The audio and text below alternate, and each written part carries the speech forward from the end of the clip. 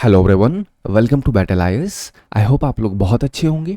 आज हम 9th of सितंबर का न्यूज़पेपर एनालिसिस करेंगे।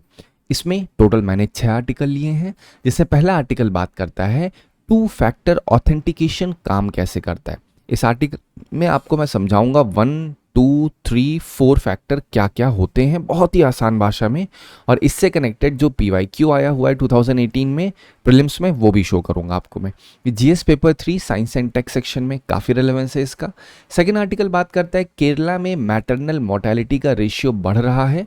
तो मैं आपको समझाऊंगा क्या रीज़न है जिसकी वजह से महिलाओं की मृत्यु हो जा रही है जब वो बच्चों का जन्म दे रही हैं। ठीक है, केरला में क्यों बढ़ रहा है ये भी आपको मैं समझाऊंगा।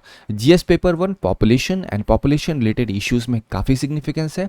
इसी से कनेक्टेड क्वेश्चन आया हुआ था decline in sex ratio in India is an alarming sign for India's future social development. आप देखेंगे कि इस आर्टिकल में जो पॉइंट्स बताऊंगा उन पॉइंट्स को आप यूज कर सकते हैं इस क्वेश्चन में, इस क्वेश्चन को आंसर करने के लिए।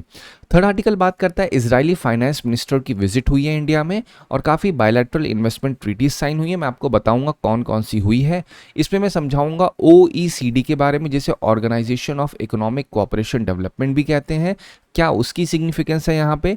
फिर इजराइल की विजिट किस तरीके से जियोपॉलिटिक्स में पॉजिटिव हो सकती है, नेगेटिव हो सकती है, वो मैं आपको समझाने की कोशिश करूंगा। ये जीएस पेपर 2 इंटरनेशनल रिलेशन, साथ ही साथ जो इंटरनेशनल ऑर्गेनाइजेशन होती हैं वहां पे इसका काफ़ी ज़्यादा रेलेवेंस है। फोर्थ आर्टिकल बात करता है ट्राई के ऊपर, जिसे telecom regulatory authority of India कहते हैं। ये एक रेगुलेटरी बॉडी है, इसमें क्या एक्विजिशन लगा है इस बॉडी के ऊपर वो मैं समझाऊंगा। फिर आपको बल्क SMS अप्रूवल इशू क्या है वो समझाऊंगा। ये जीएस पेपर 3 के लिए काफ़ी रेलेवेंस है। साइंस एंड टेक सेक्शन में इसका रेलेवेंस आता है कि जो SMS बल्किंग काम होती है करती कैसे एग्जैक्टली। इसमें आपको बहुत अच्छे तरीके से समझ में आएगा कि ट्राई और साथ ही साथ जो और डिफरेंट रेगुलेटरी बॉडीज़ हैं वो कैसे वर्क करती हैं। फिर आपका नेक्स्ट आर्टिकल बात करता है आदिवानी ऐप के ऊपर। यहाँ पे जो आपको मैंने अभी समझाया था कि ऐप लॉन्च हुआ है जिसमें ट्राइबल लैंग्वेजेस को ट्रांसलेट किया जाएगा, तो उसी में भील एक लैंग्वेज जो है उसकी फोक टेल्स, उसकी कहानियाँ, गानों को ट्रांसलेट करने के लिए इनिशिएटिव लॉन्च हो गया। ये जीएस पेपर 1 सोसाइटी सेक्शन में काफ़ी रेलेवेंस है इसका। फिर जो हमारा लास्ट आर्टिकल बात करता है प्लेसेस इन न्यूज़ पे डॉनबस एंड ओविरा। एक और आर्टिकल है यहाँ पे जहाँ पे मैं आपको बताऊंगा रेड सी में जो केबल्स लगे हुए हैं, इंटरनेट केबल्स, उसमें क्या प्रॉब्लम आ गई है, उसमें कहीं ना कहीं कुछ डिस्ट्रक्शन हुआ है ड्यू टू होती अटैक। मैं आपको वो समझाऊंगा क्या है कैसे। फिर रेड सी का एक मैप पे आपको अच्छा खासा आइडिया दे दूंगा। तो इन टोटल 7 आर्टिकल हैं। इस पूरे आर्टिकल की समरी को आप PDF फॉर्म में बैटल आईएएस के टेलीग्राम चैनल से डाउनलोड कर सकते हैं। चलिए तो स्टार्ट करते हैं अपना पहला आर्टिकल। पहला आर्टिकल देखिए, इतना बड़ा आर्टिकल दिख रहा है आपको, है कि नहीं। आप पढ़ोगे तो इसके अंदर काफ़ी साइंटिफिक भाषा में कुछ डिफरेंट टर्म्स लिखे होंगे, बहुत सारी नंबरिंग लिखी होंगी। आपको लगेगा सर ये क्या पढ़ रहे हैं, इससे कैसे हम निकालें। पहली बात तो पढ़ने में आपको आधा घंटा लगेगा, फिर ये ढूंढने में कि रिलेवेंस कैसे रखता है यूपीएससी के लिए, उसमें समय लगेगा। तो इन सबसे मैं साइड कर देता हूँ, आपको टू द पॉइंट बताता। मैं आपको एक ही चीज़ बोलूँगा, यहाँ आर्टिकल को मैं आपको एडिटर या आपको जर्नलिस्ट नहीं बना रहा हूँ कि 1 by 1 बताऊँ कि हाँ ये पहला लाइन ये कहती है, दूसरी लाइन ये कहती है। मेरा सिंपल क्वेश्चन है, मैं बताऊँ क्यों आपको ये सब। क्या मैं आपको ये सब समझा रहा हूँ, इंग्लिश सिखा रहा हूँ? नहीं, मेरा मेन उद्देश्य है कि मुझे आपको इस आर्टिकल को ऐसे समझाना है कि आप क्वेश्चन को सॉल्व कर पाओ। That is it. एंड गोल क्या है? एंड गोल तो ये बिल्कुल नहीं है कि आपको इंग्लिश सिखा रहा हूँ। एंड गोल यही है कि आप अगर कोई भी क्वेश्चन उठ रहा है प्रीलिम्स में, MCQ फॉर्म में या मेंस में, तो आप उसको सॉल्व कर सको। तो मैं उसी नजरिए से आपको समझाता हूँ, टू द पॉइंट, एकदम शॉर्ट क्रिस्प भाषा में। ठीक है, तो क्वेश्चन यहाँ पे टू फैक्टर ऑथेंटिकेशन काम कैसे करता है। तो जैसे ही टू फैक्टर लिखा है, इसका समझ लो 2 दरवाजे, लेमन भाषा में समझो, बहुत ज्यादा साइंटिफिक होने की जरूरत नहीं है, 2 दरवाजे समझ लो। ठीक है, अब यहाँ पे 2 दरवाजे हैं तो 1 दरवाजा, 2 दरवाजा, 3 दरवाजा, 4 दरवाजा, चारों पढ़ने की जरूरत होगी क्योंकि इससे कनेक्टेड आप देखोगे यहाँ पे क्वेश्चन भी आया है टू फैक्टर ऑथेंटिकेशन। मैं ऐसे तो नहीं समझा रहा हूँ। ठीक है, तो अभी मैं डिस्कस करता हूँ आपसे काम कैसे करता है। जैसे आप देखोगे 1, 2, 3, 4 फैक्टर। अभी इसकी डिटेल में जाने से पहले आप ये समझ लो कि आपका ये खजाना रखा हुआ है घर में। ठीक है, आपको वहां पे पहुंचने के लिए कितने आप दरवाजे लगाओगे, सिंपल सी भाषा में। ठीक है, तो ये एक पहला दरवाजा। ठीक है, पहला दरवाजा मतलब क्या है, आप पहला दरवाजा खोलोगे डायरेक्टली मिल जाएगा। फिर आपको 2 दरवाजे खोलने पड़ेंगे। 3 दरवाजे में क्या है, 3 फैक्टर में 3 दरवाजे खोलने पड़ेंगे। 4 में क्या है, 4 दरवाजे खोल के आप एंटर कर पाओगे अपने खजाने के पास। यही सेम चीज को उठा के यहाँ पे डाल दो। अब पहला अगर 1 फैक्टर कहा जा रहा है मतलब 1 दरवाजा, मतलब अगर आपको आईडी में लॉगिन करना है तो सिंपल आप पासवर्ड डालोगे और आपकी आईडी आपके सामने आ जाएगी। कहाँ पे होता है ऐसा, आप नोटिस करोगे फेसबुक, इंस्टाग्राम, जीमेल पे जनरली ये वन फैक्टर ऑथेंटिकेशन काम करता है। ये आपका बहुत ही इजी होता है, ये बहुत ज़्यादा सेफ, दिस इज सेफ ही लिख दिया मैंने, ये बहुत सेफ नहीं कहा जाता, क्योंकि अगर किसी भी हैकर के पास आपका पासवर्ड होगा तो आसानी से लॉगिन कर लेगा, उसे जो करना होगा वो आसानी से कर सकता है। लेकिन फिर बात होती है टू फैक्टर की। अब टू फैक्टर मतलब क्या है, दो दरवाजे। अब दो दरवाजे क्या है भाई, पहले तो आपको पासवर्ड डालना पड़ेगा, ये तो तय है। उसके बाद आपके पास वो डिवाइस भी होनी चाहिए वो लॉगिन करने के लिए, तभी आपका वो काम अच्छे से हो पाएगा, जैसे ओटीपी बेस्ड काम होता है। तो यहाँ पे एग्जांपल के लिए आप जीमेल को गूगल पे को समझिए, ठीक है। गूगल पे में क्या होता है, आपके पास मोबाइल पे एक आप पिन डालोगे, एक तो यूपीआई पिन डालोगे, साथ ही साथ एक और कंडीशन होती है कि आपको अपने रजिस्टर्ड मोबाइल नंबर से एंटर करना होगा। ऐसा नहीं है कि आप किसी दूसरे के नंबर पे रहो फिर अपना यूपीआई डाल के आप 4 पिन डाल के हो जाएगा, नहीं। तो उसको कहते हैं टू फैक्टर ऑथेंटिकेशन। आपको सिर्फ पासवर्ड डाल रहे हो, अब यूपीआई पिन, लेकिन उससे पहले क्या हो रहा है, आपको मोबाइल नंबर रजिस्टर करना पड़ेगा। इसको हम लोग कहते हैं टू फैक्टर, मतलब दो गेट लगेंगे, एक तो आपका पासवर्ड लगेगा, पासवर्ड के साथ आपको आपका डिवाइस भी होना चाहिए जो रजिस्टर होगा उस ऐप के साथ, ठीक है। जीमेल में भी कभी कभी आपने नोटिस किया होगा, अगर आपने टू फैक्टर ऑथेंटिकेशन ऑन किया होगा तो आप जब अपना पासवर्ड डालोगे तो वो एक कोड भेजेगा दूसरे मोबाइल पे, वहां पे क्लिक करोगे तो आईडी आपकी ओपन होगी, ठीक है। ये टू फैक्टर हो गया। तीन फैक्टर क्या है, तीन फैक्टर मतलब तीन दरवाजे, तीन दरवाजे के बाद आपको एंट्री मिलेगी। तो पहला तो पासवर्ड डालोगे ही डालोगे, फिर दूसरा क्या है, आपके पास वो डिवाइस भी होनी चाहिए, रजिस्टर्ड डिवाइस या फिर आपका ओटीपी जो भी हो। थर्ड है, आपको बताना पड़ेगा who you are, something you are. जैसे आप देख रहे हो, पहला क्या है, पासवर्ड। दूसरे में क्या है, something you have, what you have, mobile phone, OTP, ये सब जनरली आता है। समथिंग यू आर मतलब तीन फैक्टर में आपकी आइडेंटिटी चेक की जाएगी, बायोमेट्रिक्स देखा जाएगा, ठीक है। ये जनरली बैंक लॉगिन्स में ये चीजें होती हैं। अब देखो, पहला आपको पासवर्ड तो मिल जाएगा हैकर को, दूसरे केस में क्या है, डिवाइस कहाँ से मिलेगा, ठीक है, तो वो सेफ कहा जाता है। लेकिन मान लो डिवाइस भी मिल गया और वो इंफॉर्मेशन काफ़ी ज़्यादा इंपॉर्टेंट है, तीन फैक्टर लगने से क्या होगा, बायोमेट्रिक थोड़ी ले आएगा। ये मूवी थोड़ी चल रही है जेम्स बॉन्ड की या फिर टॉम क्रूज की, वो थंबप्रिंट लेकर के आएगा, स्कैन करेगा, अरे हज़ारों लाख करोड़ का घोटाला हो जाएगा, ऐसा नहीं होता जनरली, ठीक है। तो ये चीज़ जो तीन फैक्टर होता है ये बायोमेट्रिक्स में जनरली यूज़ होता है, ठीक है। आपका बायोमेट्रिक लिया जाएगा और इसे बहुत ही सिक्योर कहा जाता है। फिर सबसे अटमोस्ट सिक्योरिटी वाला आता है फोर फैक्टर ऑथेंटिकेशन। यहां पे क्या होता है, पासवर्ड डालोगे, आपके पास वो चीज है जहां से आप लॉगिन कर रहे हो, फिर समथिंग यू आर मतलब आपका बायोमेट्रिक भी जाएगा, साथ ही साथ आपको उस पर्टिकुलर लोकेशन पे भी होना होगा जहां से लॉगिन कर सकते हो, उस एरिया में।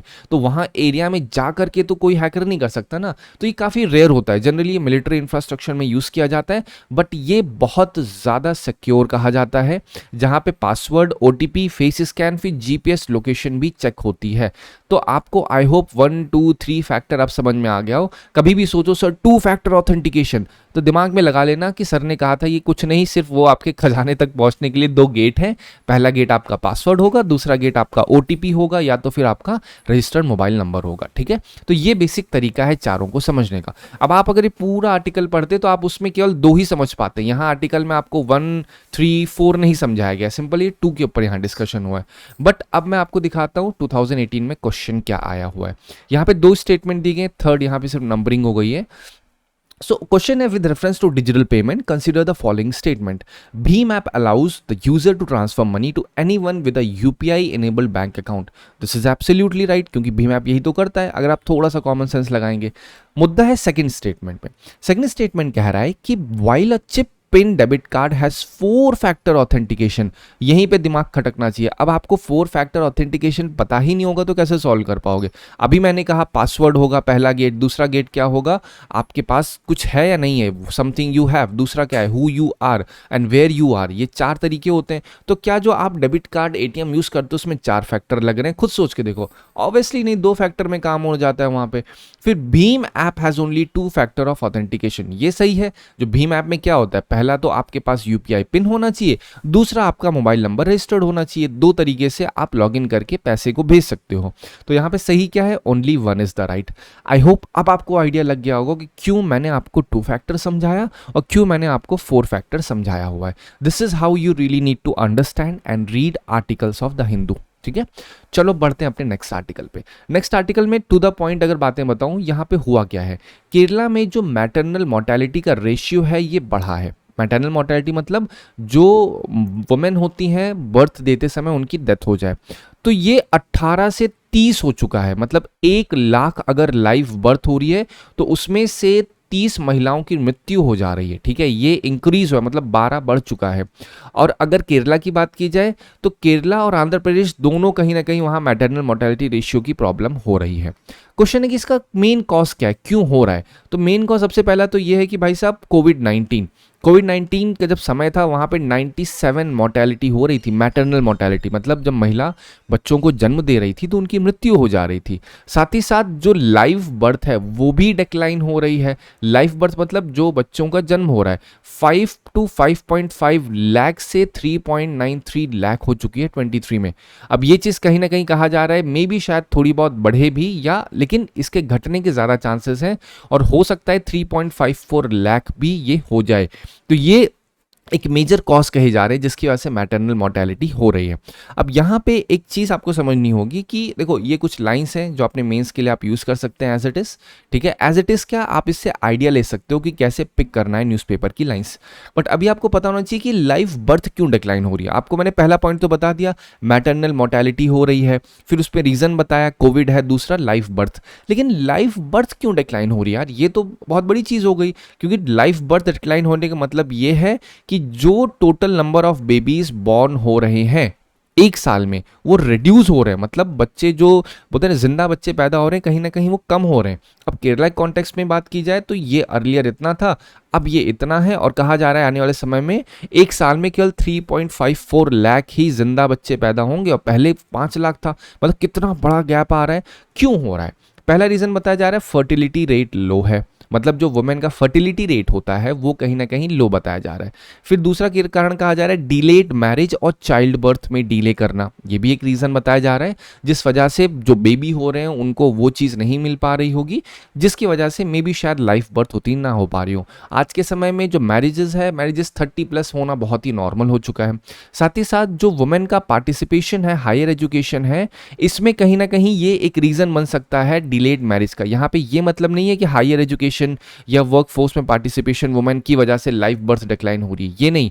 मतलब इससे जो पोस्ट इंपैक्ट हो रहा है वो एक, क्योंकि बायोलॉजी को नहीं समझ में आता कि वुमेन काम कर रही है, वुमेन का एम्पावरमेंट हो रहा है नहीं हो रहा, उससे बायोलॉजी को कोई संबंध नहीं है। बायोलॉजी का संबंध सिर्फ इतना है कि एक पर्टिकुलर एज है, उस पर्टिकुलर एज के बाद अगर बच्चों का जन्म होगा तो ठीक ठाक है, नहीं होगा तो उसमें प्रॉब्लम कॉम्प्लिकेशंस हो सकते हैं। तो यहाँ पे आप इसको स्ट्रेट ऐसे समझिए कि this is right, higher education is right, women का पार्टिसिपेशन इज राइट, लेकिन उससे जब मैरिजेस डिले होती हैं उसके बाद अगर चाइल्ड बर्थ में भी डिले होगा तो वो कहीं ना कहीं एक रीजन बन सकता है लाइफ बर्थ की डिक्लाइनेशन का। अर्बनाइजेशन और लाइफस्टाइल चेंजेस भी एक रीजन है, जो फूड हैबिटेट चेंज हो रहा है लोगों का। आज के समय जंक पे इतना ज़्यादा स्विच हो चुके हैं, कुछ भी जो समझ में आ रहा है वो खा रहे हैं विदाउट कंसिडरिंग कि कौन सी चीज़ हेल्दी है कौन सी चीज़ अनहेल्दी है। तो ये भी कहीं ना कहीं एक रीज़न बन सकता है लाइफ बर्थ डिक्लाइन होने का। उसमें सबसे बड़ी चीज़ एक कही जा रही है जो फर्टिलिटी रिड्यूस कर रही है, एक तो स्मोकिंग, टोबैको, अल्कोहल, ये सब भी बहुत ब्रॉडर लेवल पे इम्पैक्ट करता है एक वुमेन को, और नॉट जस्ट वुमेन, दिस सबको ही इम्पैक्ट करता है। बट माई पॉइंट इज ये लाइफ बर्थ जो डिक्लाइन हो रही है, ठीक है। अब मैं समझता हूँ ये जो मैटरनल मोर्टेलिटी रेशियो राइज हो रहा है, ठीक है, अगर मैटरनल मोर्टेलिटी रेशियो राइज हो रहा है दैट मीन्स जो लाइफ बर्थ है वो तो डिक्लाइन होगी, मतलब इनवर्स है दोनों। अब इसका इम्पैक्ट क्या होगा, पहली बात तो पब्लिक हेल्थ कंसर्न होगा, ये भी बहुत बड़ी चीज़ है। मैटरनल केयर में गैप होगा, एक इम्पैक्ट ये भी पड़ेगा। अब मैटरनल केयर में गैप होगा तो गवर्नमेंट कोई ना कोई तो स्कीम बनाएगी, तो गवर्नमेंट जो स्कीम बनाए उसमें आपको पता होगा जनानी सुरक्षा योजना, कई बार मैंने डिस्कस किया है। ये किस लिए है, जो कभी वुमेन प्रेग्नेंट होती है तो उसकी केयर के लिए होता है, उनकी डेथ ना हो जन्म देते समय बच्चों का, साथ ही साथ उन वुमेन की डेथ ना हो, ये उनके लिए है, मैटरनल केयर के लिए ही है वो स्कीम। फिर जो आपका अगर ये बढ़ेगा एमएमआर तो इससे क्या होगा, सस्टेनेबल डेवलपमेंट गोल 3 है वो एक निगेटिव इंडिकेटर होगा, वहाँ पे हेल्थ सिस्टम पे हाई बर्डन होगा, वुमेन की रिप्रोडक्टिव एज में लॉस होगा, ये भी होगा कहीं ना कहीं। इंटरनेशनल इमेज कहीं ना कहीं जो इंडिया की है उस पर भी इन्वर्स इम्पैक्ट पड़ेगा, क्योंकि इंडिया की काफ़ी कमिटमेंट है कि मैटरनल हेल्थ गोल्स को लेकर के अगर मैटरनल मोर्टेलिटी रेशियो बढ़ेगा तो इंडिया की इमेज जो है इंटरनेशनल लेवल पे वो उतनी अच्छी नहीं बन पाएगी। ठीक है, अब यहीं से देखिए क्वेश्चन 23 में जो आया हुआ था जनानी सुरक्षा योजना के ऊपर। कई बार मैंने बताया ये क्या है, सेफ मदरहुड इंटरवेंशन है। इसका objective maternal and neonatal mortality among poor को रिड्यूस करना है। नियोनैटल मोर्टेलिटी मतलब क्या होता है, जो नए नए बच्चे जन्म लेते हैं, मतलब लाइव बर्थ। अब आपको कनेक्शन हो रहा होगा, कल मैंने आपको एक आर्टिकल समझाया था रैट बाइट के ऊपर, जहां पे इंदौर के हॉस्पिटल में 2 बच्चियों की मृत्यु हो गई थी। तो वो क्या था, नियोनैटल आईसीयू में हुई थी, और वहां पे कहा जा रहा है कि भैया उनको निमोनिया था या आपका सेप्सिस हो सकता है। निमोनिया के बारे में बताया था, सेप्सिस जो ब्लड में प्रॉब्लम होती है वो समझाया था मैंने। उससे कनेक्टेड जो न्यूमोनोकोकल कंजुगेट वैक्सीन थी वो भी मैंने आपको समझाया था। तो हमेशा एक चीज़ मैं दोबारा बोलूँगा, कोई भी बीमारी, कोई भी डिसीज़ के बारे में अगर आप पढ़ रहे हैं तो पहले तो उस डिसीज़ के कॉम्प्लिकेशन को पढ़िए, क्या क्या उसके फीचर्स हैं, कैसे इम्पैक्ट करती है। दूसरी चीज़, उसके कोई वैक्सीन है तो वैक्सीन है तो काम कैसे करती है, क्योंकि क्वेश्चन ऐसे पूछा जाता है। कोविड वैक्सीन के ऊपर पूछा गया कोविड वैक्सीन काम कैसे करती है, फिर न्यूमोनोकोकल कंजुगेट वैक्सीन के ऊपर पूछा गया वो कैसे काम करती है। अभी करंट में चल रहा है आपका पैम, जिसे हम लोग ब्रेन ईटिंग अमीबा, जो एक बीमारी है जिसमें नाइग्लेरिया फाउलेरी नाम का अमीबा जब एंटर करता है ब्रेन में तो ब्रेन सेल्स को डिस्ट्रॉय करता है। तो वो मेनिनगिस लेयर जो होती है ब्रेन की, उस पर काफ़ी ज़्यादा इन्फ्लेशन हो जाता है, जिससे मोर्टेलिटी रेट काफ़ी हाई होता है। अभी तक कोई वैक्सीन नहीं है इसकी। अगर वैक्सीन आएगी तो ये ज़रूरी है आपके लिए पता करना कि वो वैक्सीन काम कैसे करेगी, क्योंकि क्वेश्चन ऐसे ही पूछा जाएगा। यहाँ पे देखोगे तो दैट टोल जो है अमीबिक इन्फेक्शन राइसेस, ये बढ़ रहा है केरला में। ठीक है, केरला में काफ़ी ज़्यादा कॉम्प्लिकेशन हेल्थ वाइज हो रहे हैं। ठीक है, इस वजह से ज़रूरी हो जाता है वहाँ पे कोई ऐसी यूनिक चीज़ जो कि आपके एग्जामिनेशन पर्सपेक्टिव के लिए ज़रूरी है। ठीक है, चलो फिर यहाँ पे क्या है, एक लास्ट चीज कही गई है, it's objective include providing public health facility. यहाँ पे ऑब्जेक्टिव ये नहीं है कि जो सिक इन्फेंट्स होते हैं उनको 1 साल तक उनकी केयर करना, ये जनानी सुरक्षा योजना के लिए नहीं, क्योंकि इसका मतलब ये सुरक्षा देना जनानियों की जो कि प्रेग्नेंट है। इसमें बच्चों के लिए अलग स्कीम गवर्नमेंट बनाती है, तो इसमें केवल आप अगर आप सही बोलोगे तो क्या है, इसमें only 3 is the right one. चलो अब आते हैं अपने नेक्स्ट आर्टिकल पे। नेक्स्ट आर्टिकल में क्या है, इंडिया और इजराइल ने कई बायलैटरल इन्वेस्टमेंट एग्रीमेंट साइन किए हैं। ठीक है, और ये किसके बीच हुआ है, जब इजराइल का गाजा में मिलिट्री ऑपरेशन इंटेंसिफाई हो चुका है। तो ये चीज़ कहीं ना कहीं ग्लोबल लेवल पे जियोपॉलिटिक्स पे इम्पैक्ट डालेगी। एक तरफ इजराइल गाजा में मिलिट्री ऑपरेशंस कर रहा है, दूसरी तरफ यहाँ पे जो उसके फाइनेंस मिनिस्टर हैं बजालेल स्मोट्रिक व्हाट्सएवर दिस इज, ठीक है, और निर्मला सीतारमण ने कुछ एग्रीमेंट साइन किए हैं।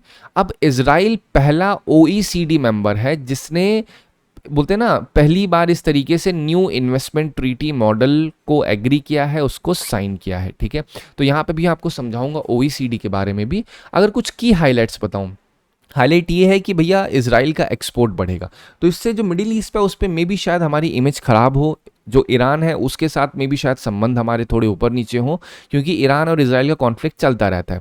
तो अगर इजराइल एक्सपोर्ट होगा तो इजराइल को मनी मिलेगा, तो मे बी शायद वो मनी, अगर ग्लोबल प्लेटफॉर्म में ये चीज़ कही जा सकती है कि उस पैसे का इस्तेमाल हो सकता है ह्यूमन राइट्स के वायलेशन के लिए, उसका इस्तेमाल हो सकता है मिलिट्री ऑपरेशन और इंटेंसिफाई करने के लिए। तो इजराइल जो है वो अपना ऑफिस खोलने की बात कर रहा है इंडिया में। साथ ही साथ अगर कहा जाए तो जो कंस्ट्रक्शन और डिफरेंट सेक्टर्स हैं इंडिया में एम्प्लॉयमेंट जनरेट करने की बात इजराइल ने कही है। तो ये अगेन एक बायलैटरल एग्रीमेंट है दोनों के बीच। अगर जियोपॉलिटिकल एंगल, जैसे मैंने कहा, कंट्रोवर्शियल विजिट है, UK, Australia, New Zealand, Norway, Canada में इनको बैन कर दिया गया है मॉटरिच को। ठीक है, क्यों? Obviously because of Israel's operation.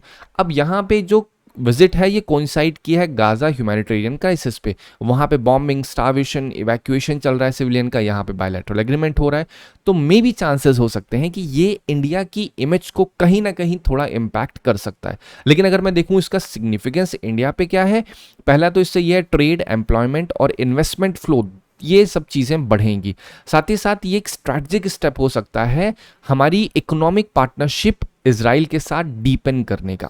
साथ ही साथ ऐसा हो सकता है कि जो मिडिल ईस्ट में टेंशन है उसमें बैलेंस करने का भी काम हो सकता है। बट अगेन अभी इसमें आगे रिस्पॉन्स जैसा आएगा मैं उसके ऊपर आपको बताऊं। बट अभी ये पूरा कॉन्सेप्ट क्या है, इजराइल और इंडिया के बीच जो बायलैटरल एग्रीमेंट हुआ है, जीएस पेपर 2 के रेफरेंस में आपको याद होना चाहिए। कुछ की टर्म्स जो यूज हुए, बायलैटरल इन्वेस्टमेंट एग्रीमेंट, मतलब 2 कंट्रीज ट्रीटी करेंगी कि वो प्रमोट करें और प्रोटेक्ट करें इन्वेस्टमेंट को। ठीक है। अब OECD क्या है, OECD के बारे में आपको बताऊं तो organisation for economic cooperation and development, ये 38 डेवलपमेंट इकोनॉमीज का एक समूह है टोटल कहा जाए। ब्लू कॉलर वर्कर क्या होते हैं, जो आपका मैनुअल लेबर, कंस्ट्रक्शन और एग्रीकल्चर वर्कर्स होते हैं, उनको आपका ब्लू कॉलर वर्कर में डाला जाता है जनरली, ठीक है। चलो अब मैं आपको बताऊं इसका इम्पैक्ट क्या क्या पड़ेगा इंडिया पे। इकोनॉमिक पड़ सकता है, इन्वेस्टमेंट, जॉब अपॉर्चुनिटीज आपको ऑलरेडी बता दिया। स्ट्रैटेजिक इम्पैक्ट भी हो सकता है, इंडिया इजराइल टाइज और अच्छी हो सकती हैं, ठीक है। टेक्नोलॉजी इंफ्रा में इंप्रूवमेंट होगा, एक बड़ी मात्रा में इजराइल का डिफेंस एक्सपोर्ट इंडिया में होता है, ये भी कहीं ना कहीं सही चीज़ है। डिप्लोमेटिक रिस्क हो सकता है पैलेस्टीन अरब नेशन के साथ ड्यू टू कॉन्फ्लिक्ट टाइमिंग, ठीक है। मैं बार बार उस चीज़ को एक से दो बार रिपीट इसलिए करता हूं कि अगर पहली बार में वो चीज़ ना समझ में आई हो आपके, तो सेकंड बार में तो ज़रूर से ज़रूर समझ में आ जाए, ठीक है। OECD क्या है, ये एक इंटरनेशनल ऑर्गेनाइजेशन है, इकोनॉमिक ग्रोथ, ट्रेड, इन्वेस्टमेंट और सस्टेनेबल डेवलपमेंट को प्रमोट करने का काम करती है। इंडिया इसका मेंबर नहीं है, ध्यान रखिएगा ध्यान से, ठीक है। लेकिन एक की पार्टनर है पॉलिसी डायलॉग में, ट्रेड कॉर्पोरेशन में ये जरूर हिस्सा लेता है।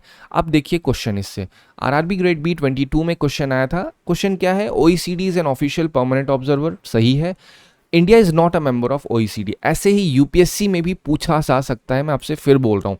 OECD क्यों, क्योंकि इंडिया इजराइल के बीच कॉपरेशन हो रहा है, तो OECD के जो बाकी 37 मेंबर्स होंगे वो मे बी इंडिया को पॉजिटिवली देखें, निगेटिवली देखें, वो अब आगे वाला समय है। लेकिन आपके करंट अफेयर्स में इसका रेलेवेंस काफ़ी हो जाता है। हमेशा एक चीज़ ध्यान रखिए, करंट अफेयर को आप ये मत सोच के पढ़िए कि सिर्फ वन लाइनर चीज़ें आप पढ़ रहे हो कि ये फर्स्ट कौन है, सेकंड कौन है, ये कौन जीता, वो कौन हारा, ये सब चीज़ें नहीं होती हैं। आपको एक स्टेप फर्दर जाना पड़ेगा। देखिए मैं यहाँ पर्टिकुलर केवल यूपीएससी पर्सपेक्टिव के लिए समझा रहा हूँ। अगर आप सोचेंगे यार यूपी पीसीएस के लिए ये चीज़ है या नहीं है, तो यूपी पीसीएस से करंट अफेयर के लिए मे बी शायद आपको ये उतना बेनिफिशियल ना लगे, लेकिन यूपीएससी के लिए आई कैन अश्योर यू कि 100% बेनिफिशियल है। क्यों, क्योंकि मैं उसी एग्जाम से कनेक्टेड सिलेबस लेके, उसी के पीवाईक्यू को लेके आर्टिकल को मैं पिक करता हूं, ठीक है। क्योंकि कहीं ना कहीं पीसीएस एग्जाम में वन लाइनर फैक्चुअल इंफॉर्मेशन पूछ ली जाती है कि हु इज दिस फर्स्ट, ये चीज कहाँ है, वो चीज कहाँ है, बट यूपीएससी में नहीं देखने को मिलता। वहां पे आपको इन डिटेल सब्जेक्टिव नॉलेज होना बहुत ज्यादा जरूरी है, ठीक है। अब OECD is funded by its member countries, तो इसमें तीनों स्टेटमेंट जो है वो सही है। चलो अब आते हैं अपने नेक्स्ट आर्टिकल पे। नेक्स्ट आर्टिकल को समझाने से पहले आपको बता देता हूँ हुआ क्या। आपने नोटिस किया होगा कि वोटर फ्रॉड, ठीक है, वोट चोरी का जो कांग्रेस से जो राहुल गांधी उन्होंने काफ़ी ज़्यादा इसके अगेंस्ट आवाज़ उठाई। तो हुआ क्या, महाराष्ट्र में उन्होंने एक एसएमएस कैंपेन चलाने के लिए क्या किया, एक बल्क मैसेज क्रिएट किए और जो वोट चोरी का पूरा फ्रॉड था एक वीडियो बनाया, उसका लिंक क्रिएट किया, मैसेजेस लिखे गए और उसको लोगों को भेजने के लिए एक बोला, मतलब सिंपल कहा जाए तो उन्होंने एक स्टेप लिया कि अब हर एक मेंबर को, हर एक इंसान को जो महाराष्ट्र में है सिटीजन को भेजा जाएगा ये वोट चोरी के ऊपर, जिससे महाराष्ट्र के लोग भी अवेयर हो सकें कहीं उनकी वोट चोरी तो नहीं हुई है। लेकिन अब हुआ क्या, हुआ ये कि महाराष्ट्र में इसको ब्लॉक कर दिया गया, मतलब एसएमएस जो थे वो भेजे ही नहीं गए। तो इसका एक्विजिशन राहुल गांधी ने लगाया ट्राई के ऊपर। वो कह रहे हैं कि भैया ट्राई ने जो बल्क एसएमएस है उसके अप्रूवल को बंद कर दिया, उन्होंने ये अप्रूवल दिया ही नहीं, जिस वजह से ये जो वोटर फ्रॉड वीडियो था ये लोगों तक पहुंच ही नहीं पाया। क्योंकि ऐसा तो है नहीं वन बाय वन नंबर को उठाएंगे फिर पिक करके भेजेंगे, ऐसा नहीं होता। वो बल्क ऐसा मतलब होता है एक बार में क्लिक करोगे, एक बार में वो जितना लाखों करोड़ों को एक बार में पहुंच जाएगा। इसके रिस्पॉन्स में ट्राई ने कहा है भैया हम लोग ना अप्रूव करते हैं ना रिजेक्ट करते हैं इंडिविजुअल बल्क एसएमएस के कंटेंट को, ये सब किया जाता है सर्विस प्रोवाइडर के द्वारा, जो भी आपकी प्रोवाइडिंग कंपनी है उसके द्वारा किया जाता है। अगर मैं रेगुलेशन मैकेनिज्म की बात करूं तो जो बल्क एसएमएस होते हैं वो प्री अप्रूव टेम्पलेट पे होने चाहिए। ऐसा नहीं है कि भाई साहब आप कुछ भी डालोगे उठा करके बल्क एसएमएस कर दोगे, इस पे इम्पैक्ट पब्लिक पे, बोलते हैं ना, इससे मिस इन्फॉर्मेशन फैलने का बहुत खतरा होता है, इससे पब्लिक में डिसकंटेंट फैलने का खतरा होता है, बहुत बड़ी प्रॉब्लम भी हो सकती है। अगर बल्क ऐसा भी आपके पास बल्क एसएमएस आना शुरू हो जाए, भैया घर खाली करो नहीं तो गिरने वाला है, ऐसी आदत स्टार्ट हो जाए और कोई गवर्नमेंट की तरफ से है, तो सोचो इम्पैक्ट क्या होगा उसका, मतलब बहुत ज़्यादा प्रॉब्लम क्रिएट हो जाएगी सिविल लेवल पे। तो इस वजह से इसके लिए रेगुलेशन बनाए गए हैं कि भैया वो प्री अप्रूव होना चाहिए। अगर आप मोबाइल में देखो तो आपको क्या होता है, जनरली एनडीआरएफ भेजता रहता है कि भैया अगले 3 घंटे में बारिश होने वाली है, अभी ऐसा होने वाला है, थोड़ा सा वो रहिए।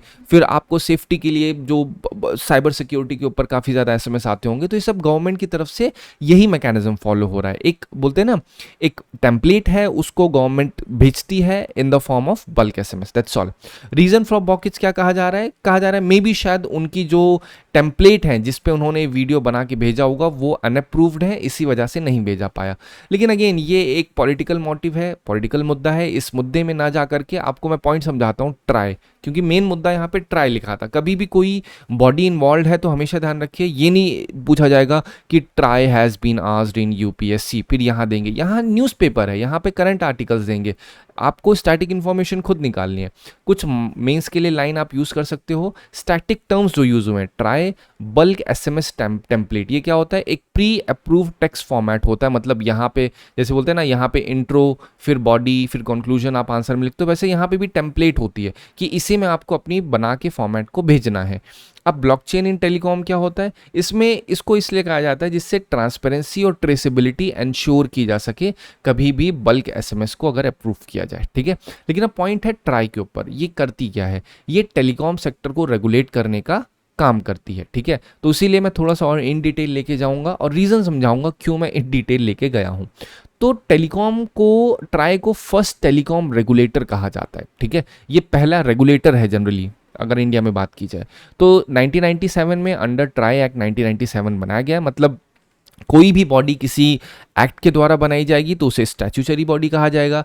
बोल सकते हैं try is a constitutional body, तो ऑब्वियसली बोलोगे नहीं भैया, बाबू भैया, ये कॉन्स्टिट्यूशनल बॉडी नहीं है, ये एक स्टैच्यूटरी बॉडी है। इसका ऑब्जेक्टिव क्या है, ट्रांसपेरेंसी, फेयर कंपटीशन और कंज्यूमर इंटरेस्ट को मेंटेन रखना टेलीकॉम सेक्टर में। अब टेलीकॉम सेक्टर पता है वही मोबाइल फोन, इसका फंक्शन क्या है, टैरिफ को रेगुलेट करना, सर्विस क्वालिटी मॉनिटर करना, फिर जो डिफरेंट इश्यूज हैं, लाइसेंसिंग रिकमेंडेशन, ये सारा प्रोवाइड करना। ये कंटेंट रेगुलेटर नहीं है ट्राई, ध्यान रखिएगा, ठीक है। कंटेंट की सेंसरशिप, अप्रूव, ये सारी चीज़ें इंडिविजुअली आपके जो सर्विस प्रोवाइडर हैं वो ये चीज़ करते हैं। हेडक्वार्टर इसका दिल्ली में है, कॉम्पोजिशन चेयरपर्सन होता है, 2 फुल टाइम मेंबर होते हैं, 2 पार्ट टाइम मेंबर होते हैं। ये सब एक एक्स्ट्रा सप्लीमेंट्री इन्फॉर्मेशन आपको मैंने प्रोवाइड कर दी। अगर थोड़ी डिफरेंट और रेगुलेटरी बॉडीज़ की बात की जाए जो कि ज़रूरी है यूपीएससी के लिए, सेबी है, IRDAI है, फिर आपका petroleum and natural gas regulatory board है जो बोलते हैं ना ऑयल को और गैस सेक्टर को रेगुलेट करता है, फिर सेंट्रल इलेक्ट्रिसिटी रेगुलेटरी कमीशन होता है जो इलेक्ट्रिसिटी टैरिफ को देखता है, फिर एरा है, FSSAI, ये सब क्या है, ये सारी स्टैच्यूटरी बॉडी है। अभी थोड़े दिन पहले मैंने आपको सेबी के बारे में बताया था, जहाँ पे क्या हुआ था, सिक्योरिटी अपीलेट ट्रिब्यूनल के ऊपर बात की थी, सेट के बारे में बताया था कि सेबी ने क्या किया, अपना एक ऑर्डर पास किया, वो ऑर्डर उस इंडिविजुअल को नहीं पसंद आया तो उसने कंप्लेन की ट्रिब्यूनल में। तो ये सारी जितनी बॉडीज़ हैं, अगर इनके पास पता है थोड़ी बहुत कॉसी जुडिशियल पावर है, ये लोग क्या कर सकते हैं, ये लोग एक तरीके से चार्जेस लगा सकते हैं, ये लोग बोलते हैं ना, ये पेनल्टीज लगाने का इनके पास कहीं ना कहीं एक सर्टेन लिमिटेड स्फेयर तक इनके पास हक होता है, अधिकार होता है, आप कह सकते हो। लेकिन अगर इन्होंने कोई भी लॉ पास किया है, लॉ इन द सेंस कोई भी इन्होंने गाइडलाइन पास किया, वो किसी को नहीं समझ में आती है, तो उसके लिए अपीलेट ट्रिब्यूनल जाया जा सकता है। और अगर अपीलेट ट्रिब्यूनल में भी ना समझ में आए तो सुप्रीम कोर्ट में जाया जा सकता है। तो हर एक के लिए डिफरेंट डिफरेंट अपीलेट ट्रिब्यूनल बनाई गई है। But my point is not this, my point is जो यूपीएससी में क्वेश्चन आया, पढ़ो ध्यान से, कनेक्ट कैसे किया इन्होंने। यूपीएससी 2019 का क्वेश्चन है, petroleum and natural gas regulatory board, यहाँ पे क्या है, पेट्रोलियम नेचुरल रेगुलेटरी बोर्ड के बारे में, is the first regulatory body set up by government of India. इन्होंने ये तो सही लिखा है भैया, ये है, लेकिन फर्स्ट रेगुलेटरी बॉडी, अभी तो कहा मैंने भैया ट्राई है। अगर यहाँ पे ट्राई लिखा होता तब क्या ये स्टेटमेंट सही होता, बोलोगे एब्सोल्युटली सर, तब ये सही होता। तो अगर 2019 में इन्होंने ये चीज़ पूछी हुई है, दैट मीन्स यूपीएससी को पता है PNGRB के बारे में, यूपीएससी को पता है ट्राई के बारे में। तो क्या 26 में ये स्टेटमेंट नहीं आ सकता है कि TRAI is the first regulatory body set up by government of India? Absolutely आ सकता है। हम लोग सिर्फ प्रोबेबिलिटी पे काम करते हैं, ऐसे हवा में नहीं चलते हैं, ठीक है। तो this statement is wrong. One of the tasks of PNGRB is to ensure competitive gas market, definitely ठीक है। अपील अगेंस्ट डिसीजन, मैंने आपको भी बताया कि अगर कभी भी कोई डिसीजन PNGRB या जितनी भी रेगुलेटरी बॉडीज देख रहे हो उसके डिसीजन किसी को नहीं पसंद आते हैं तो उसके लिए अलग अलग अपीलेट ट्रिब्यूनल बने हैं। जैसे सेबी के लिए सैट बना हुआ है, फिर आपको एनवायरमेंट के लिए NGT बनाया गया है, ठीक है। फिर आपको फॉरेनर अपीलेट ट्रिब्यूनल भी आपको बनाया, मैंने आपको समझाया था अभी 2 से 3 दिन पहले। तो इन शॉर्ट कहा जाए, हर रेगुलेटरी बॉडी के डिसीजन के लिए ट्रिब्यूनल्स बनाए गए हैं बेसिक फॉर्म में। तो यहाँ भी कहा जा रहा है, क्वेश्चन वही पूछा, देखो 3 चीज़ों कनेक्ट किया, एक तो रेगुलेटरी बॉडी, दूसरा उसके फीचर, तीसरा अपीलेट ट्रिब्यूनल, मतलब सीक्वेंस ले लिया यूपीएससी ने कि बॉडी क्या है, बॉडी क्या काम करती है, जो काम करती है अगर उसमें कोई डिसीजन देगी तो अगर वो डिसीजन ना पसंद आए तो ट्रिब्यूनल में जाओगे। तो इससे मैं एक 4 स्टेप और बना दे रहा हूँ, एक और फर्दर स्टेप है कि ऐसा बोल सकते हैं कि decisions of appellate tribunal can not be appealed in supreme court. अगर ऐसा लिख के आएगा तो वो गलत हो जाएगा। देखिए मैंने क्या किया, मैंने प्रिडिक्शन किया, अगर 1 स्टेप 2 स्टेप 3 स्टेप तक क्वेश्चन आ चुका है तो क्या 4th स्टेप पे नहीं आ सकता है कि नहीं। इसी वजह से तो मैंने 1 2 3 4 फैक्टर ऑथेंटिफिकेशन समझाया आपको, ठीक है। तो यहाँ क्या कह रहे हैं, डिसीजन को अपीलेट ट्रिब्यूनल फॉर इलेक्ट्रिसिटी में जाते हैं, तो दिस इज राइट। अक्सर कभी भी आपको लग रहा है कि भैया ये एक, जैसे आपको पढ़ने पे लगे ना ये पेट्रोलियम है, ये इलेक्ट्रिसिटी बोर्ड में जाएंगे, नहीं ऐसा नहीं है। अगर आप थोड़ा सा इनकी स्टैटिक इन्फॉर्मेशन को पढ़ेंगे, आप सिंपल डालिए petroleum natural gas regulatory board UPSC, net पे डालोगे तो आपकी शॉर्ट नोट में 4 से 5 लाइन का आप नोट्स बना लेंगे तो आपको समझ में आ जाएगा। कभी फिर से अगर इलेक्ट्रिसिटी बोर्ड के ऊपर बात होगी तो मैं वहाँ पे आपको समझा दूंगा इन डिटेल। तो यहाँ पे 2 and 3 is the right one. अब आते हैं अपने नेक्स्ट आर्टिकल पे। नेक्स्ट आर्टिकल में क्या है, नेक्स्ट आर्टिकल मैंने पहले बता दिया था मैंने, आदिवानी एक ऐप है जहाँ पे ट्रांसलेशन किया जाएगा ट्राइबल लैंग्वेजेस का, दैट्स ऑल।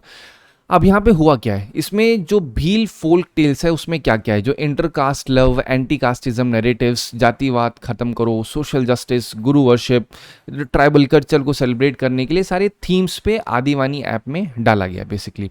इसका सिग्निफिकेंस क्या होगा, सिग्निफिकेंस ये होगा जो ओरल ट्रेडिशंस हैं भील के, गोंडी के, संतली के, मुंडारी कम्युनिटीज़ के, उनको रिवाइवेशन मिलेगा, वो रिवाइव होंगे दोबारा, ठीक है।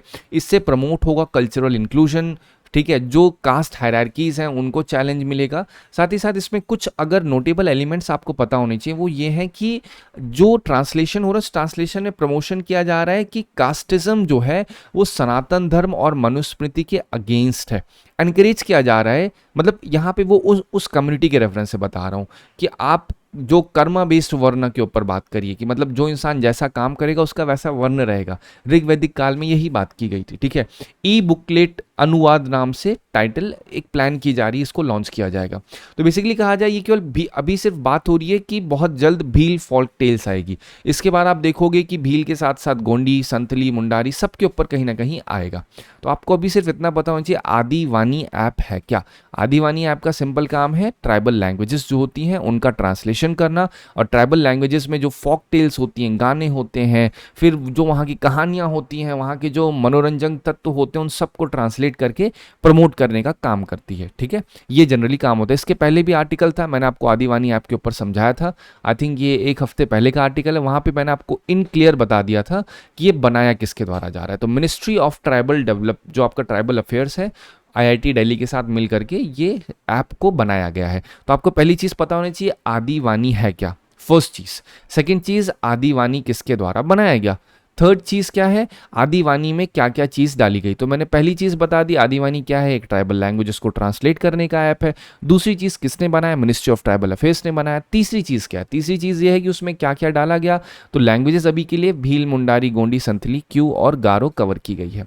अब यहाँ पे जो ट्राइब्स हैं उनकी मेंशनिंग जो हुई है मैं आपसे वो डिस्कस करता हूँ। भील के बारे में बताया गया, ये मध्य प्रदेश, महाराष्ट्र, गुजरात, राजस्थान और छत्तीसगढ़ में इनकी लोकेशन है। शेड्यूल ट्राइब है, ये पीवीटीजी नहीं है, ठीक है, ध्यान रखिएगा। पर्टिकुलरली वल्नरेबल ट्राइबल ग्रुप्स जो होते हैं वो शेड्यूल ट्राइब के अंदर एक सब ग्रुप होते हैं, ठीक है। आपसे क्वेश्चन ऐसे बोल सकते हैं कि ऑल पीवीटीजी आर एसटी, तो क्या ये स्टेटमेंट सही है, एब्सोल्युटली राइट। लेकिन अगर इस क्वेश्चन बोल दिया ऑल एसटी आर पीवीटीजी, तो क्या सही है, आंसर इज नहीं, तब ये गलत हो जाएगा। क्यों, क्योंकि एसटी के अंदर है एक सब ग्रुप पीवीटीजी का। तो भील क्या है, वो पीवीटीजी नहीं है, ये लार्जेस्ट ट्राइबल ग्रुप कहे जाते हैं इंडिया में। फिर गोंडी जो है उसमें जो कुछ सब ग्रुप्स हैं वो पीवीटीजी में आते हैं। इनकी लोकेशन एक बार मध्य प्रदेश, छत्तीसगढ़, महाराष्ट्र, तेलंगाना, इन सब स्टेट्स में क्या है, इनकी लोकेशन है।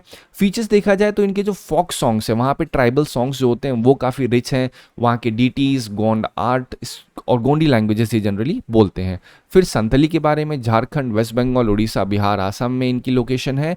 ये पीवीटीजी नहीं है, संथली बोलते हैं, और 8th शेड्यूल में इसको रिकॉग्नाइज किया गया है, इस चीज़ को ध्यान रखिएगा, ठीक है। चलो मुंडारी के बारे में समझो, लोकेशन एक बार पढ़ लो, शेड्यूल ट्राइब है, पीवीटीजी नहीं है। इनके फीचर क्या हैं, ये सिंग बोंगा सन गॉड को वर्शिप करते हैं और एस्ट्रो एशियाटिक लैंग्वेज इनकी जनरली होती है, ठीक है, जहाँ से अपना ओरिजिनेशन को बोलते हैं उस पार्ट को। अब यहाँ पे मैंने चारों के बारे में आपको इन डिटेल समझा दिया। थोड़ा सा पीवीटीजी के बारे में पढ़ लीजिए। 1975 में देबर कमीशन के रिकमेंडेशंस पे पीवीटीजी बनाए गए थे, जो कि एसटी के अंडर एक सब ग्रुप होता है। कुछ फीचर्स होंगे पीवीटीजी को बनाने के लिए या पीवीटीजी डिक्लेयर करने के लिए, तो वो कम्युनिटीज़ या वो ट्राइब्स जो कि पुरानी एग्रीकल्चर टेक को यूज़ कर रही हैं, वहाँ पे लो लिटरेसी है, उनकी पॉपुलेशन डिक्लाइन कर रही है, तब वो पीवीटीजी कैटेगरी में डाली जा सकती हैं। टोटल 75 है, 18 स्टेट और 1 यूटी में इनको डिवाइड किया गया। लार्जेस्ट उड़ीसा में है, administer ministry of tribal affairs के द्वारा किया जाता है। और जो स्कीम पीएम जनमन स्कीम जो है ये बनाई गई थी PVTG particularly vulnerable tribal groups के वेलफेयर के लिए, आपको पता होना चाहिए। इससे कनेक्टेड सवाल भी आया हुआ है, पीएम जनमन स्कीम यूपीएससी लिखिए, आपको दिख जाएगा क्वेश्चन क्या आया हुआ है। 2019 का क्वेश्चन देखिए, वही सेम चीज़ कई बार मैंने बता दिया है। पीवीटीजी के बारे में बताइए। 18 और 1 यूटी बिल्कुल सही है। स्टैग्नेंट डिक्लाइनिंग पॉपुलेशन ये भी सही है। 95 पीवीटीजी नहीं भैया, अभी तो मैंने बताया 75। इरुला कोंडा रेड्डी जो है, क्या वो लिस्ट ऑफ पीवीटीजी में आती हैं? बिल्कुल आती हैं। तो 3 is wrong, 1 2 4 is the right one. Article था आदिवानी के ऊपर, मैंने आदिवानी से कनेक्टेड जो डिफरेंट ट्राइब्स हैं उनके बारे में बताया, उनकी लैंग्वेजेस के बारे में बताया, फिर आपको पीवीटीजी के बारे में समझा दिया, ठीक है।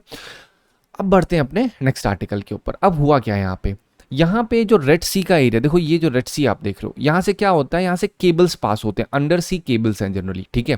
इन केबल्स के थ्रू इंटरनेट पास होता है। अब ये केबल्स जो हैं वो अलग अलग एरिया में, जैसे ये साउथ ईस्ट एशिया, फिर मिडिल ईस्ट, फिर ये वेस्टर्न यूरोप, ये अलग अलग जहाँ पे केबल्स पास होने के लिए इंटरनेट कनेक्शन के लिए लगाए गए हैं रेड सी में। तो हुआ क्या है वहाँ पे, ड्यू टू हाउतीज अटैक, ठीक है, कहा जा रहा है कि मे बी शायद हौती का अटैक हो, जिसकी वजह से यहाँ पे डिसरप्शन हुआ है डेटा फ्लो में। मे बी यहाँ पे डैमेज हुए हैं केबल, जिस वजह से यहाँ पे लेटेंसी जो है वो बढ़ गई है। लेटेंसी मतलब ये नहीं होता कि भैया इंटरनेट अच्छा हो जाना। अगर कहा जा रहा है लेटेंसी ज़्यादा है, दैट मीन्स लैग ज़्यादा है। अगर लेटेंसी कम है मतलब बहुत फास्ट इंटरनेट चल रहा है। ये क्वेश्चन में ऐसे पूछ सकते हैं, ठीक है, कि लेटेंसी हाई या लो के रेफरेंस में। तो लेटेंसी बढ़ गई है, तो इससे चांसेस ये हो रहे हैं कि मे बी वहाँ पे डैमेज हुआ हो, तो उसका प्रॉपर एक, अब बोलते हैं ना, सर्वे किया जाएगा, देखा जाएगा क्या कैसे है। अभी कोई बहुत बड़ा इंटरनेट आउटेज नहीं है, ट्रैफिक जो है इंटरनेट का उसको रीरूट कर दिया गया है, लेकिन ये वल्नरेबिलिटी को एक्सपोज करता है कि भैया जो इंटरनेशनल इंटरनेट है उस पर इंडिया किस तरीके से डिपेंडेंट है, क्योंकि रेड सी एक बहुत ही क्रिटिकल चोक पॉइंट बन जाता है। ये हौतीस को भी पता होगा कि भैया यहाँ से इंटरनेट की पाइप्स लाइन पास हो रही हैं, पाइपलाइन इन द सेंस जो इंटरनेट के केबल्स हैं वो पास हो रहे हैं।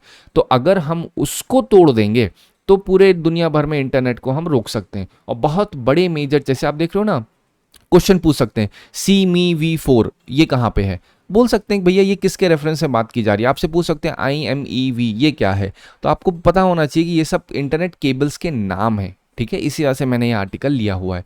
अगर आप नोटिस करोगे रेड सी के एरिया में, तो रेड सी और गल्फ ऑफ एडन के बीच जो स्ट्रेट है उसको बबल एल मंदब कहते हैं। और यहाँ पे पर्शियन गल्फ के बाद जो एक स्ट्रेट है, यहाँ पे आप गल्फ ऑफ ओमान देखते हैं। ये गल्फ ऑफ ओमान और पर्शियन गल्फ को कनेक्ट करने वाला जो स्ट्रेट है उसको हम स्ट्रेट ऑफ हॉर्मुज कहते हैं। दोबारा मेरे साथ आप बोलिए, स्ट्रेट ऑफ हॉर्मुज क्या है, जो पर्शियन गल्फ और गल्फ ऑफ ओमान को कनेक्ट करता है।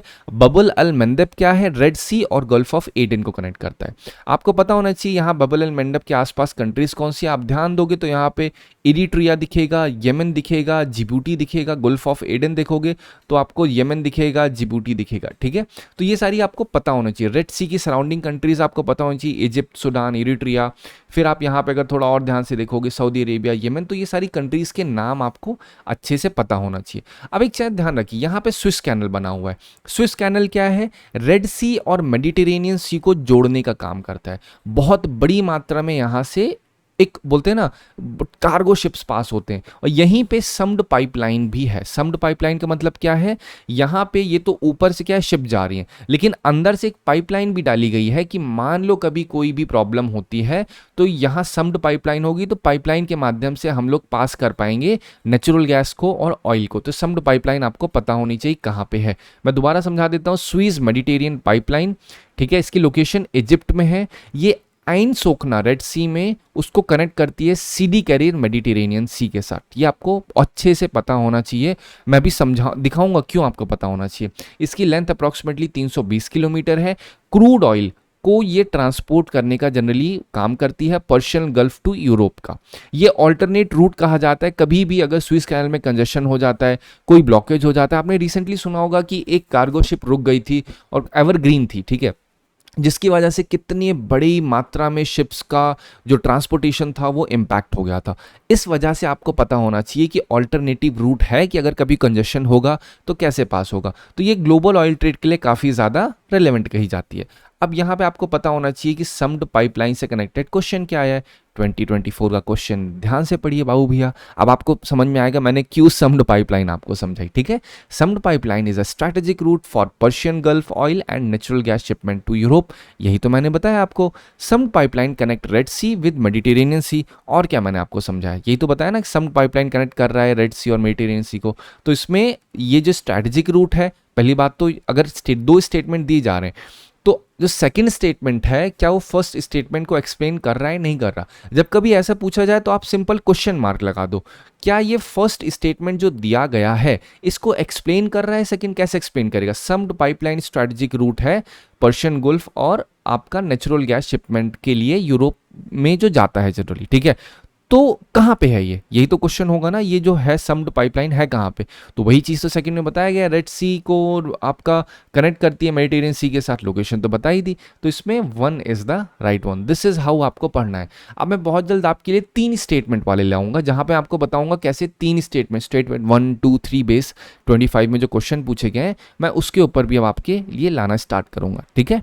चलो अब 2019 का क्वेश्चन है रेड सी के शेयरिंग बॉर्डर कंट्रीज। ये देखो, इसीलिए मैंने कहा रेड सी की बॉर्डरिंग कंट्रीज आपको पता होनी चाहिए। फिर 24 का एक और क्वेश्चन देखिए, Red Sea receives very little precipitation in any form. ये भी सही है। No water enters Red Sea from rivers, ये भी आपको पता होना चाहिए, ठीक है। तो अब ये सारी क्या है, ये ज्योग्राफिकल इंफॉर्मेशन है रेड सी के रेफरेंस में। लेकिन आर्टिकल किसके ऊपर था, आर्टिकल था रेड सी में जो सी केबल्स पास हो रहे हैं उसमें डिस्रप्शन आया हुआ है। लेकिन देखो मैं आपको ज्योग्राफी तक ले आया क्योंकि आपको केवल एक चीज़ नहीं पढ़नी है, उससे कनेक्टेड जितनी सप्लीमेंट्री चीज़ें हैं वो आपको पढ़नी हो। तो दोनों इसमें सही है। अब अपना नेक्स्ट आर्टिकल हम देखते हैं, प्लेसेस इन न्यूज़ पे है। ये आपका डेमोक्रेटिक रिपब्लिक ऑफ कॉन्गो में एक जगह है उवीरा, दैट्स ऑल, इतना ही पता होना चाहिए। उवीरा कहाँ पे है, डेमोक्रेटिक रिपब्लिक ऑफ कॉन्गो में। क्योंकि यहाँ पे क्या है, प्रोटेस्टर्स हैं, इनका अपना से है, दूसरे लोग कुछ और कहते हैं। अगेन इसकी बहुत डिटेल में आपको जानने की ज़रूरत नहीं है। यूपीएससी एकदम क्रिस्टल क्लियर, यूपीएससी के पास ऑलरेडी इनफ है कॉन्फ्लिक्ट इंटरनेशनल इश्यूज पे जिससे क्वेश्चन पूछ सकते हैं। इंटरनेशनल लेवल पे बहुत डिटेल में जा करके नहीं पूछते, स्ट्रेट अवे क्वेश्चन पूछते हैं ये है कहाँ पे, दैट्स ऑल। अगर आप जानना ही है तो डेमोक्रेटिक रिपब्लिक ऑफ कॉन्गो क्या है, यहाँ पे वर्ल्ड का लार्जेस्ट कोबाल्ट रिजर्व है, ये आपको पता होना चाहिए। क्वेश्चन भी पूछा गया है, आप सिंपल लिखिए cobalt, largest cobalt reserve PYQ, या यूपीएससी सिंपल लिख दो, आपको दिख जाएगा कि क्वेश्चन आया है कि नहीं आया। फिर इसकी जो कैपिटल है वो किनशासा है, ये भी आपको पता होना चाहिए। इसकी बॉर्डरिंग कंट्रीज कॉन्गो, अंगोला, ये सब आपको अच्छे से पता होना चाहिए क्योंकि इससे क्या हो क्वेश्चन पूछे जा सकते हैं, ठीक है।